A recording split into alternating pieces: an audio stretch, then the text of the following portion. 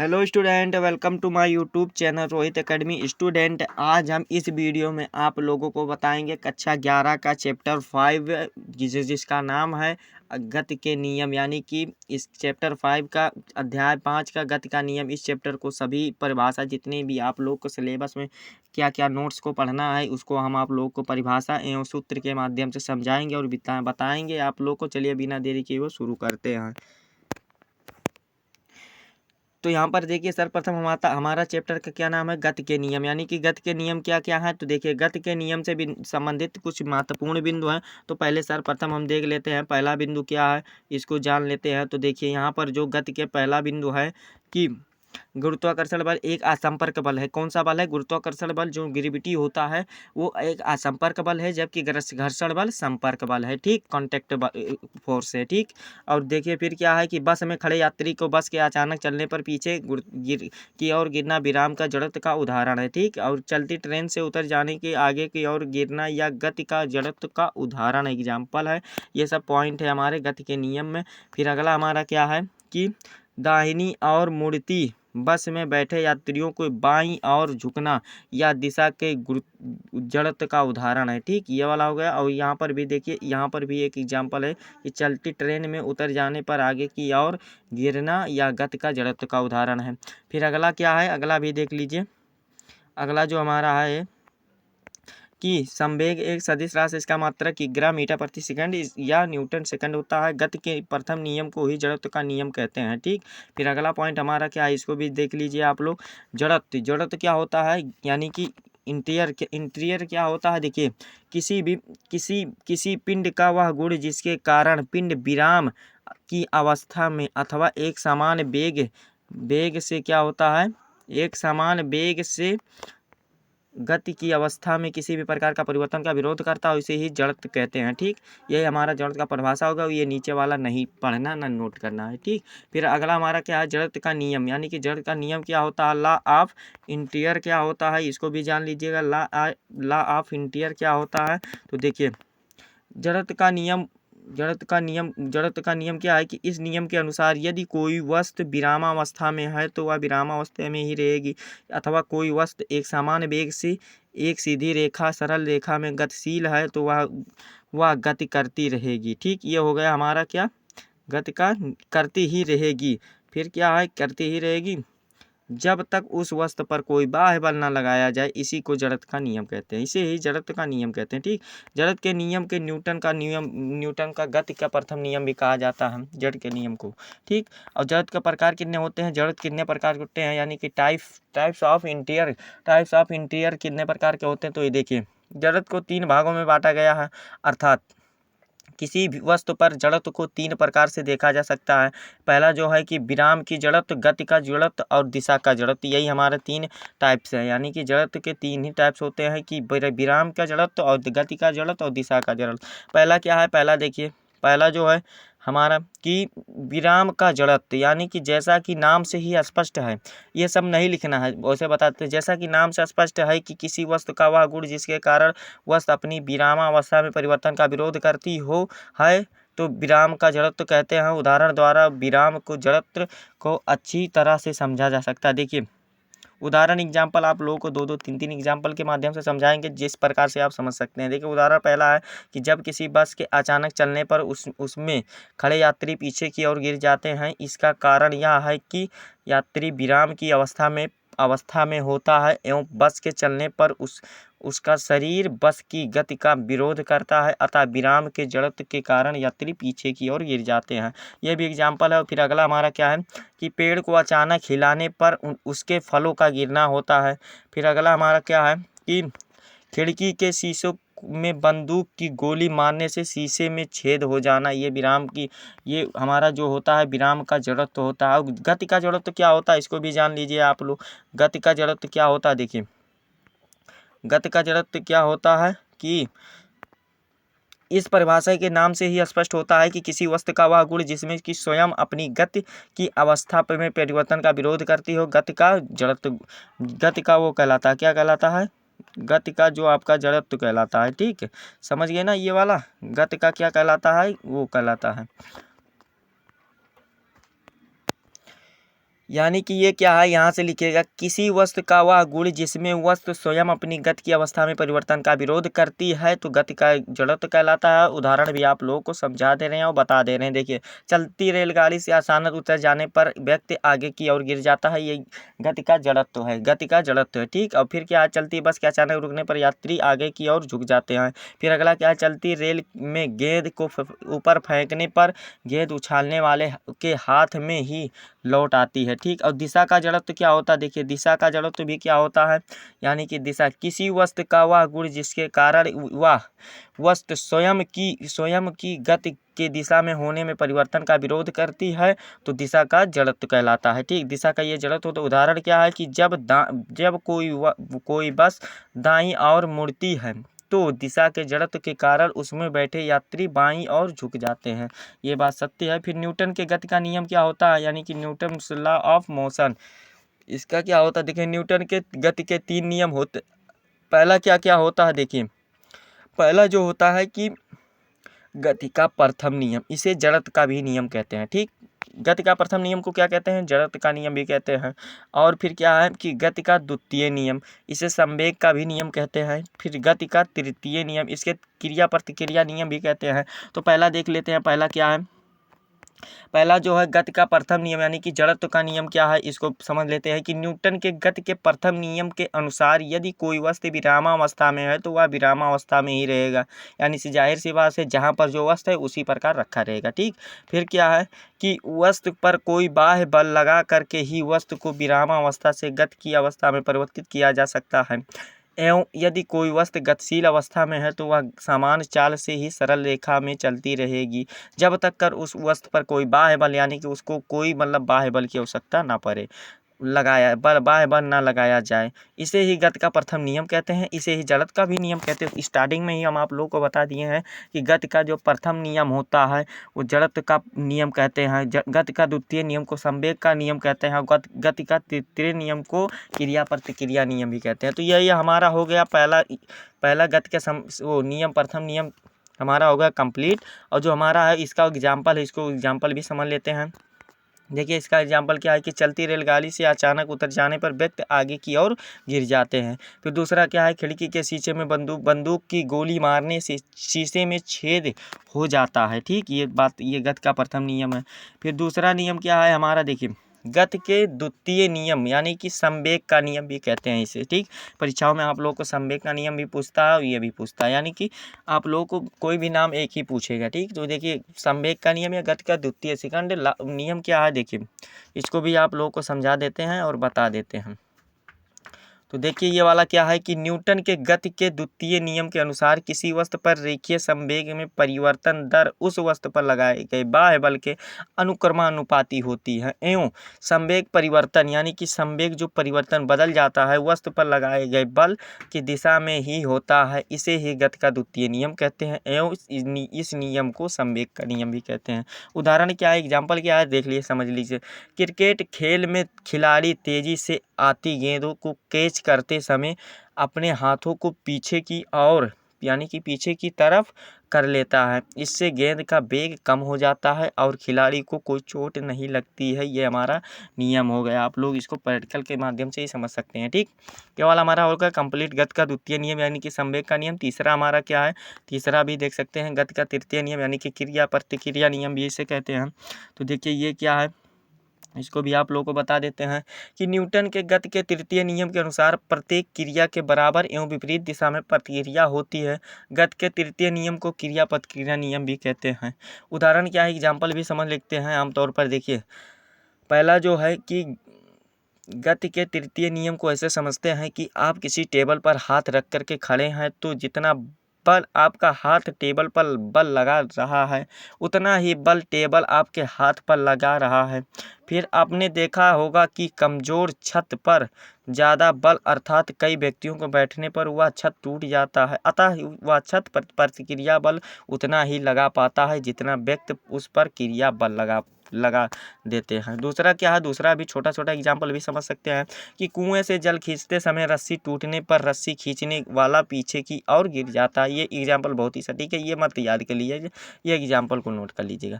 बंदूक की गोली मारने से पीछे की ओर धक्का देता है, धक्का लगना, ये हमारा हो गया ये वाला कंप्लीट तीसरा। ठीक, फिर हमारा अगला क्या है, अगला है आवेग है। आवेग क्या होता है इसको भी समझ लेते हैं हम। यानी कि आवेग, देखिए आवेग वाला क्या होता है, किसी पिंड पर लगने वाला बल तथा वह समय अंतराल जिसमें वह बल पिंड पर आरोपित रहा है, इन दोनों को गुणनफल को आवेग कहते हैं, यानी कि इम्पल्स कहते हैं। ठीक, इसे आई से प्रदर्शित करते हैं। माना किसी पिंड पर बल F डेल्टा टी है, समांतराल तथा आरोपित होता है, तो आवेग के परिभाषा से आवेग बराबर होता है बल इंटू समयांतराल होता है, यानी कि I बराबर F डेल्टा टी होता है। ठीक, इंटू F डेल्टा टी होता है। यह आवेग का सूत्र होता है। आवेग का SI मात्रा न्यूटन सेकंड या किग्रा माइनस मीटर प्रति सेकंड होता है। यह एक सदिश राशि है, इसकी दिशा वही होती है जो पिंड पर लगने वाला बल की दिशा होती है। ठीक, वह बल जो किसी वस्तु के समय, देखिए वह बल जो किसी वस्तु पर कम समय में आरोपित होता है लेकिन वस्तु के संवेग में परिवर्तन अधिक हो जाता है, इसी बल को आवेग कहते हैं। ठीक, आवेग ये वाला भी याद कर सकते हैं। आवेग का उदाहरण क्या होता है, देखिए आवेग का उदाहरण यही याद कीजिएगा। अब देखिए कि तेजी से आती गेंद का कैच लेना, हथौड़े से कील ठोकना, यही हमारा आवेग का उदाहरण होता है। आवेग का आवेग ये क्या है कि आवेग का परिवर्तन क्या होता है, देखिए आवेग और संवेग में परिवर्तन में संबंध क्या होता है, देखिए इसको बता देते हैं। आवेग और संबंध में परिवर्तन, तो देखिए क्या है, माना m द्रव्यमान की वस्तु पर कोई बाह्य बल F डेल्टा टी समय के लिए कार्य करता है। यदि वस्तु के वेग में परिवर्तन डेल्टा V हो तो वस्तु के परिवर्तन में की दर को डेल्टा V अपान टी होगी। तब आवेग के सूत्र से आवेग बराबर बल गुणे समय अंतराल होता है, यानी कि I बराबर F इंटू डेल्टा टी होता है। समीकरण ये पहला बना लेंगे, फिर क्या लिखिएगा कि अब द्वितीय नियम से करेंगे। अब गति के यानी कि न्यूटन के द्वितीय नियम से वस्तु पर आरोपित बल बराबर क्या होता है, m इंटू ए होता है, यानी कि द्रव्यमान गुणे त्वरण होता है। देखिए तथा इसको बटे में कर लेंगे, ए बराबर कन्वर्ट करेंगे तो अपान में आ जाएगा। ठीक, F इंटू एम हो जाएगा। समीकरण इसको दूसरा मान लेंगे। वस्तु का त्वरण क्या होता है, देखिए वस्तु का त्वरण वही होता है ए बराबर डेल्टा V अपान डेल्टा टी होता हो तो समीकरण 2 से ए का मान रख देंगे, यानी कि यही वाला मान रख लेंगे जो हो त्वरण वाला है, यानी कि ए बराबर इसी मान को समीकरण 2 में रख देंगे, यही वाला आ जाएगा। फिर चाहे वो लिखे, चाहे या कर करके या इस तरह से भी कर सकते हैं। ठीक, या इस तरह से कर सकते हैं। देखिए यह बराबर m इंटू डेल्टा V अपान डेल्टा टी होता। अब f का मान समीकरण 1 में रखने पर, तो f का मान समीकरण 1 में रख देंगे, तो यहाँ पर देखिए हमारा सिद्ध हो जाएगा कि I बराबर m इंटू डेल्टा V अपान टी माइनस डेल्टा टी। तो यहाँ पर देखिए डेल्टा टी आपका कैंसिल हो जाएगा, यानी कि कट जाएगा। ठीक, तो हमारा यही बच जाएगा कि I बराबर m डेल्टा V, यानी कि ये क्या है कि आवेग बराबर द्रव्यमान गुणे वेग परिवर्तन। चूंकि द्रव्यमान तथा वेग के गुणनफल को संवेग कहते हैं, इसीलिए संवेग बराबर होता है द्रव्यमान गुणे वेग होता है, तो आवेग बराबर संवेग परिवर्तन होता है। ठीक, ये हमारा ये वाला होगा। घर्षण बल क्या होता है, यानी कि घर्षण बल क्या होता है इसको भी समझ लेते हैं और बता देते हैं। देखिए जब दो पिंड परस्पर संपर्क में होते हैं एवं एक वस्तु दूसरी वस्तु के पृष्ठ पर गति करती है, तो इसके संपर्क तलों के बीच एक बल कार्य करता है जो वस्तुओं की गति का विरोध करता है, और इस बल को घर्षण बल कहते हैं, यानी कि फ्रिक्शन फोर्स कहते हैं।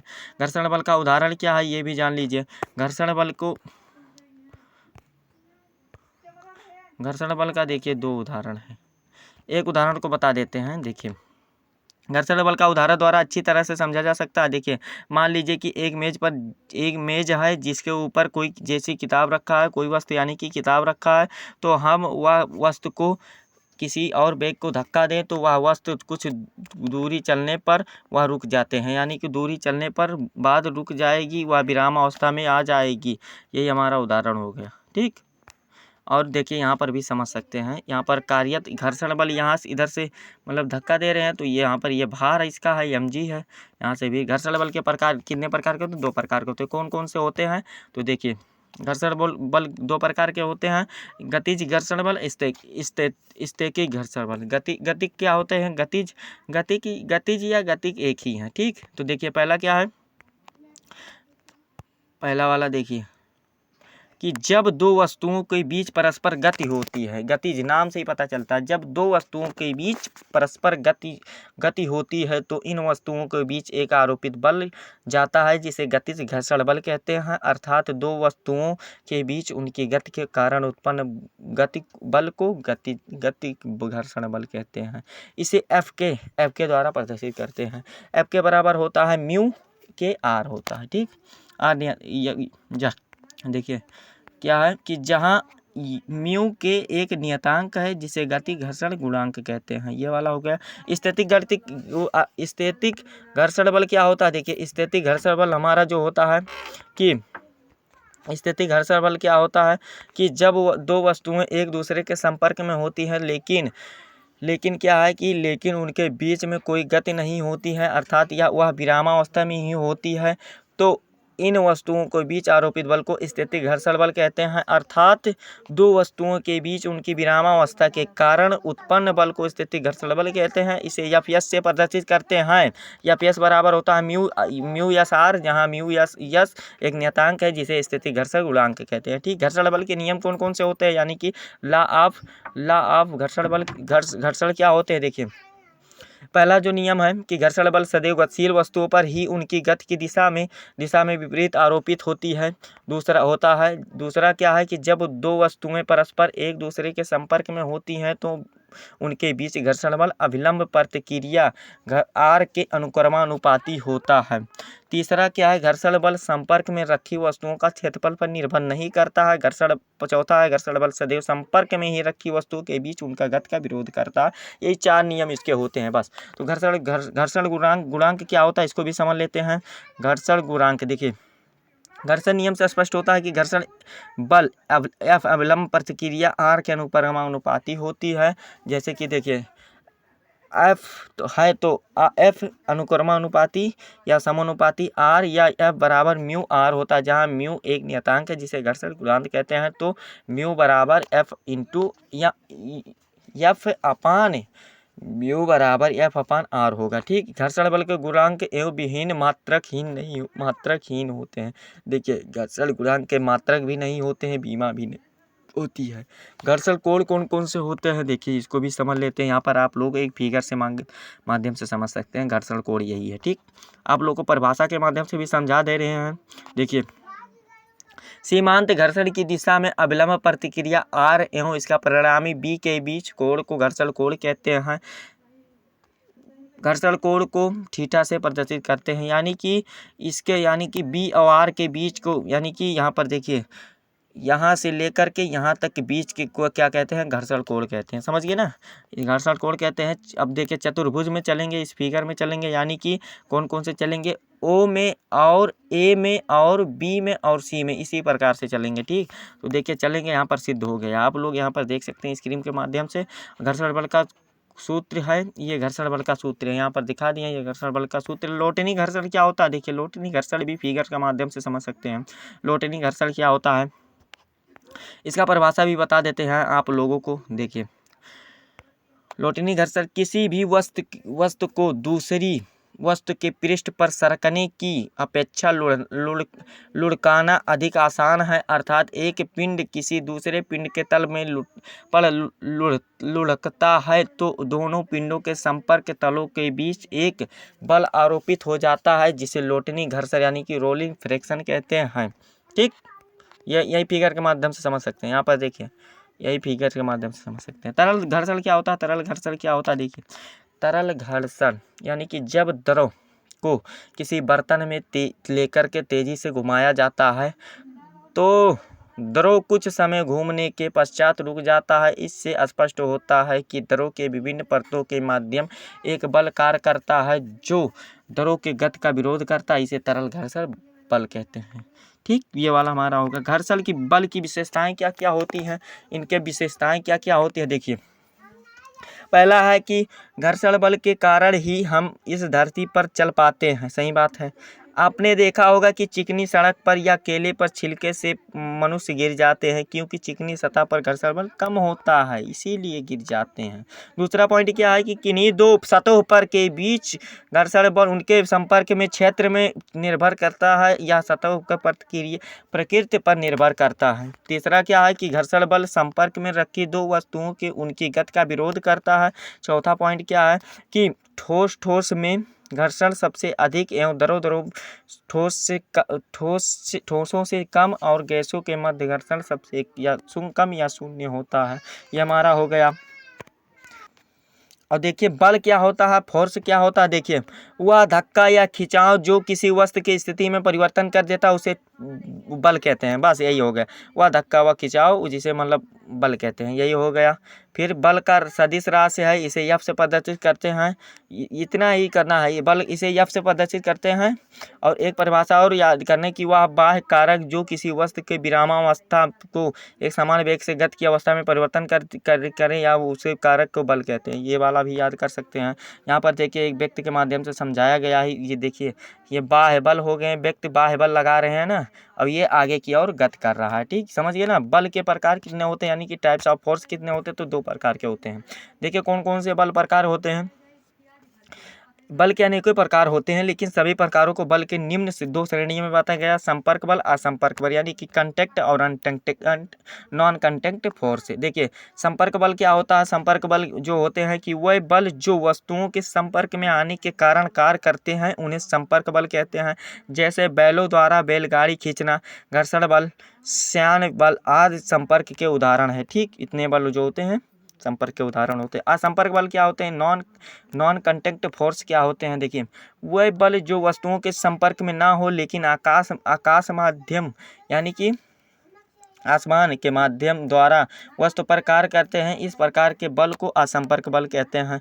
जैसे गुरुत्वाकर्षण बल, विद्युत चुम्बकीय बल और गुरुत्वीय बल और चुंबकीय बल आदि के असंपर्क बल का उदाहरण है। ठीक, ये हो गया। बल का सूत्र क्या होता है, यानी कि फार्मूला ऑफ फोर्स क्या होता है। देखिए न्यूटन के गति के द्वितीय नियम से स्पष्ट है कि किसी वस्तु पर आरोपित बल उसमें उत्पन्न त्वरण के समानुपाती अर्थात होता है।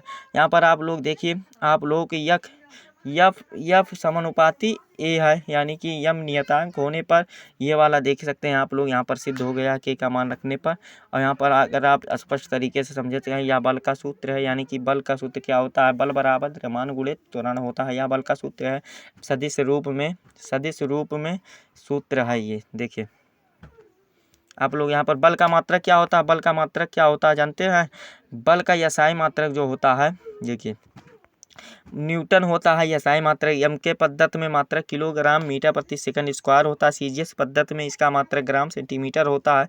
बल का अन्य मात्रक डाइन भी होता है, जो कि 1 ग्राम की सेंटीमीटर स्क्वायर के बराबर होता है। ठीक, ये वाला हो गया।